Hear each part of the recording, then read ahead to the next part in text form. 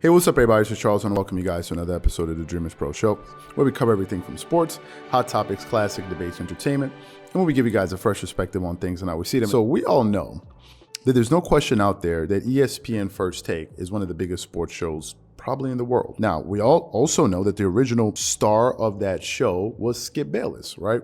Maybe some of you don't know, maybe newer viewers. Skip Bayless used to be the staple on that show back when the show was called, I believe it was Cold Pizza. I think there was another name prior to that. Anyway, it's not important. But Skip Bayless was the main guy, and he had these kind of rotating guests that would come on the show and debate with him, like Chris Broussard, Rob Parker, Stephen A. Smith, I think Woody Page at other points. Different people would come on the show and argue and, kind of debate Skip. As time went on, Skip decided that, they wanted to take the show to the next level. So he recruited Stephen A. Smith to come on and be his co-host for the new show ESPN First Take when they decided to rebrand and really take it to the next level. And since Skip's departure, I believe it was in 2016 to FS1 Fox Sports 1, Stephen A. Smith has pretty much become the star of that network, right? He's become the star of the network. And since then, Skip Bayless's replacement was who? Max Kellerman. Now, Max Kellerman and Stephen A. Smith worked together for 5 years. They did that show for 5 years together, and there were a lot of awkward moments during their tenure together. We did some videos about this. We were definitely ahead of the curve, where I said that I thought that Stephen A. Smith, all too often, was flat out disrespectful to Max Kellerman on TV. I felt on many different occasions he was talking to Max Kellerman like as if he was his employee, like as if he was his son, and I thought that was uncalled for. I thought that you could have spirited disagreements and debates with your co-host, but I think it shouldn't cross the line to the point where it seems like you're belittling that person or flat out disrespecting them on live TV. Given the fact that this is a married man that has kids and a wife, and I'm just like, when does it become cool that I can have my co-host, I'm on TV with you, we're debating, and you start like talking down to me and my kids get to see that? No way, Jose, that's not happening. But all too often, that's what happened with Max Kellerman. And then it got to a point where basically a bombshell was dropped this year where we found out that Max Kellerman was leaving ESPN First Take. Since then, we're kind of having what ESPN First Take has kind of turned into what it originally was with Cold Pizza was Skip Bayless, where it's him, and then you have different guests kind of rotating, and now you have Michael Irvin, you have Keyshawn Johnson, you have Jay Williams, and now recently we have a new kid on the block in JJ Redick, right? JJ Redick usually comes on for the NBA segments. Usually that's why he's there, because he's an NBA guy. And for those of you who don't know, JJ Redick recently retired. He's one of the greatest shooters in NBA history, three-point shooters especially. And he played for a long time in the NBA. I think he played for like 12, 13 years, if I'm not mistaken. So now he's the guy that's really been making some waves, because recently we did a video where JJ Redick basically went at Stephen A. Smith to the point where he left him pretty much stumped, right? He was there mumbling and stumbling and bumbling over his words. And at one point it seemed like he had a brain freeze. And we did that video where, where we highlighted that. But recently I was listening to an exchange between the two of them. And now, I was listening to an exchange between the two of them, and I saw that JJ Redick was really going at Stephen A. Smith, and it's basically the catalyst for us making this video. So what we want to do is we want to play this exchange quickly between the two of them, and I'm going to come back and explain to you exactly what I think is happening. So before we go too far, take a listen to this exchange here. See, what I'm trying to say to you is this: Booker can ball. Yeah, Booker, we've seen that before. Star.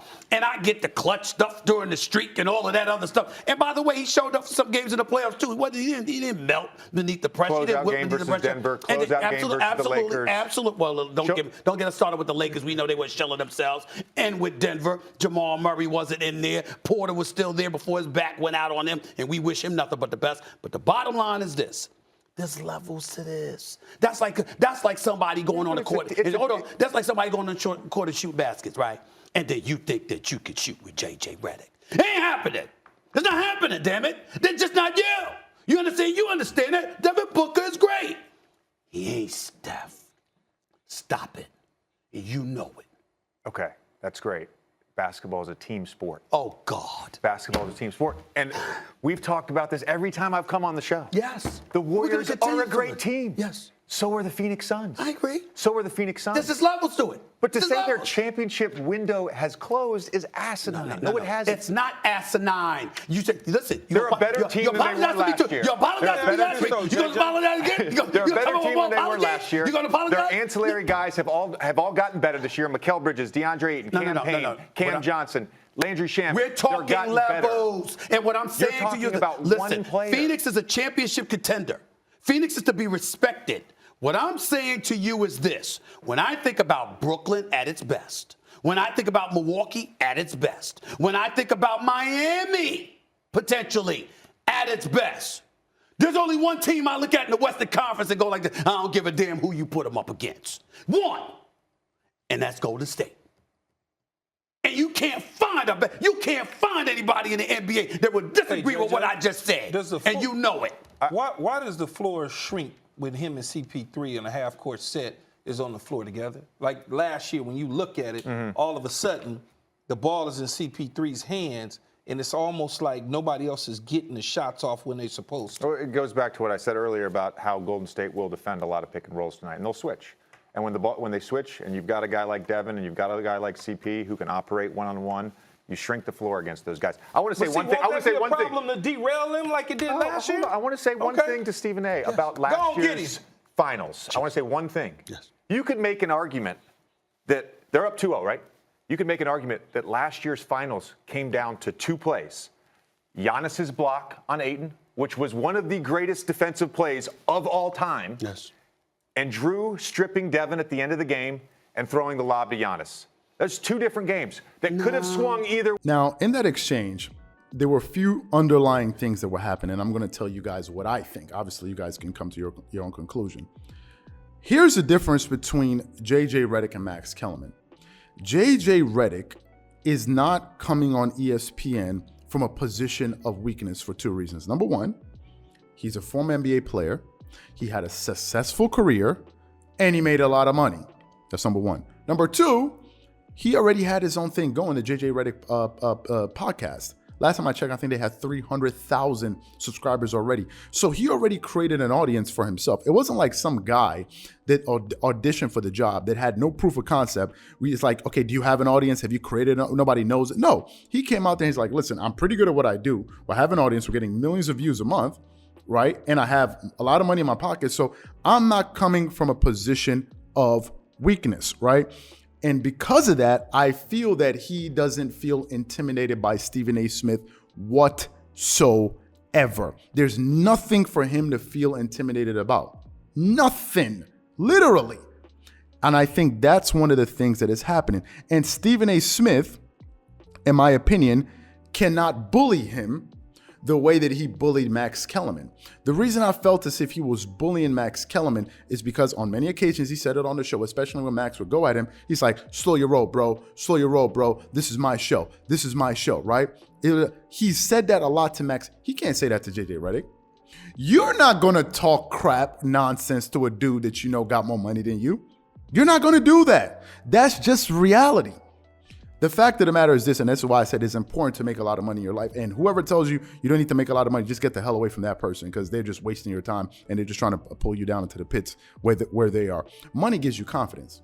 You can be confident. You can be a confident person. No doubt about it. Self-confidence comes from within. But let me tell you something. When you're making a lot of money and you have a lot of money in the bank, there's another level of confidence because number one, you're not going to waste time. Number two, you're not going to listen to people talk crap to you when you have money. There's just no way you're going to do it. For somebody to sit down and talk trash to you and you have money, the likelihood of that happening is very slim. And number three, the ability to walk into a place and know that, hey, listen, if I wanted this thing, I can get it. That's confidence, right? It's just your demeanor is going to change in all of these different things. And that's something that JJ Redick has. That's one of the reasons he can stare him across the table, look him right in the face and tell him, listen, this point you're making is asinine. What's going to happen? What is he going to do? How is he going to bully him? And that's what I think is happening. Max Kellerman could not do that because Stephen A. Smith was the big wig on the show. JJ Redick is the big wig off the show in reality. Because the dude is already accomplished on an NBA level, on a media level, and now he can step to him on the show on a round table and basically tell him exactly what he thinks. What's going to happen? What is he going to do? Threaten him and say, slow your roll? He's not going to say that to JJ Redick. Stephen A. Smith can only talk down to people that he believes he's above. And in this particular instance, he is not above JJ Redick at all. And I think it's beautiful because now we're going to get a guy that's going to be going at him with no fear.